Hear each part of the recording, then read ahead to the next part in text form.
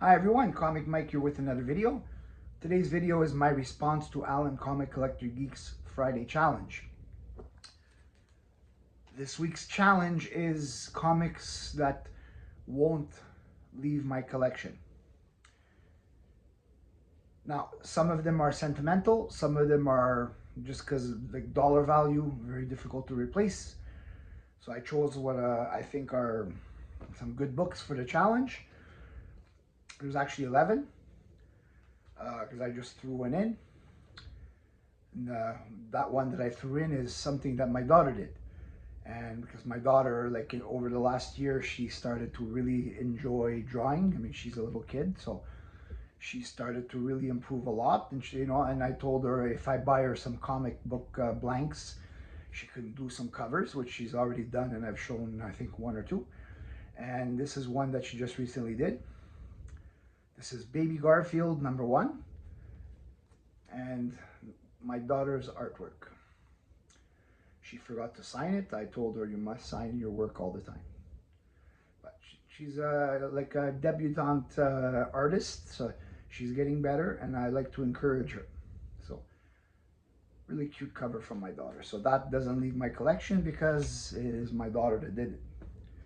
Next, the next three books. If you haven't seen my last video I did yesterday, I got an A-OK from my good buddy Robbie Josephs. And he sent me 3 fantastic books.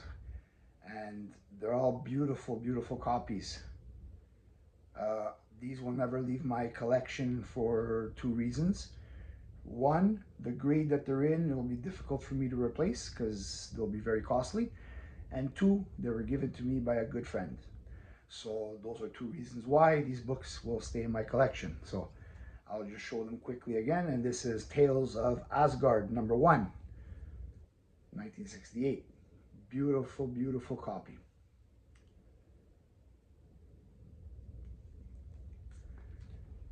Next, Detective Comics 301. Very high grade copy of this. Beautiful colors. Looks like it just came off the printing press. And of course, the one that I love so much, Detective Comics 131 from 1948.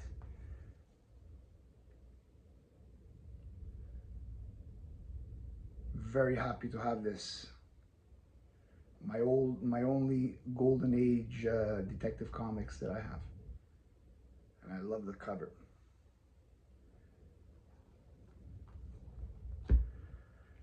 Next, this is the comic that got me into superheroes, introduced me to superheroes as a kid, watching Saturday morning cartoons. I have shown this book in the previous video, and that is Super Friends #1, the one that got me into, mostly at the time Justice League. But this was my introduction to superheroes when I was a little kid. And that never went away because I still love superheroes. Next, a war comic. This is Undersea Fighting Commandos #1 from Avon. And this is from 1952. Louis Ravielli cover. Beautiful, beautiful cover. Stunning cover, and it's in a really nice grade. And it's hard to get these old books, war books, especially on #1, in a high, well, it's not high grade, but it's slightly above mid grade, but very presentable. Next, we got another cool comic. This is actually one that is still from my original collection that I never sold in my original batches, and that is Hot Wheels #1, Alex Toth, 1970, and very high grade. Now, I paid this like less than $10 at the time when I bought it, and if I were to replace this now in a high grade, it does go for quite a lot.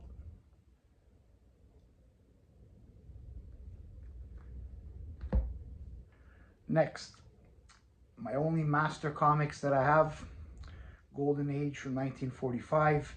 and that is issue 63 in a nice high grade. And this one comes from a Canadian collector.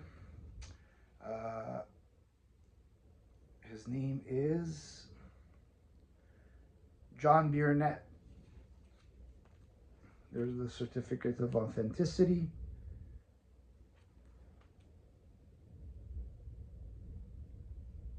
He was a very well-known owner of a comic shop in Toronto in the 70s and 80s. And I have a couple of books from his collection. And obviously, if I were to get rid of this, I would not be able to replace it because this is the only one that he had in his collection.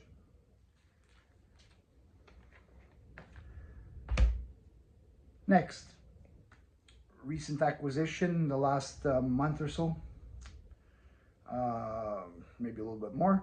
That is the Phantom #1, George Wilson cover. Very nice looking copy. Very expensive book. Replacing this in a nice grade is very costly. And I love it. It's one of my favorite George Wilson covers. I love the skull because I do collect skull covers.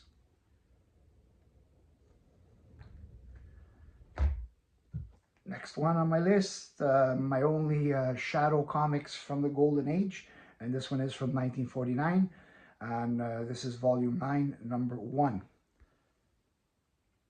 Because some of these old Golden Age, if you get them in a high grade, they're very costly, and this one is in a really, really, really nice condition from 1949. So, and the last one, probably the hardest one to replace, is my copy of The Face #1 from 1941, cover Matt Bailey.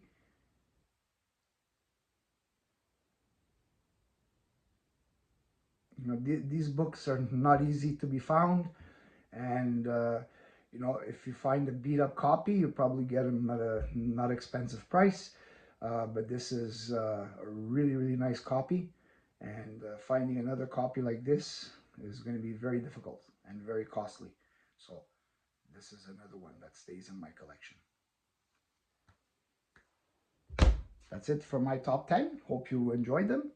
I enjoyed bringing back some books that I already showed and I get to show again.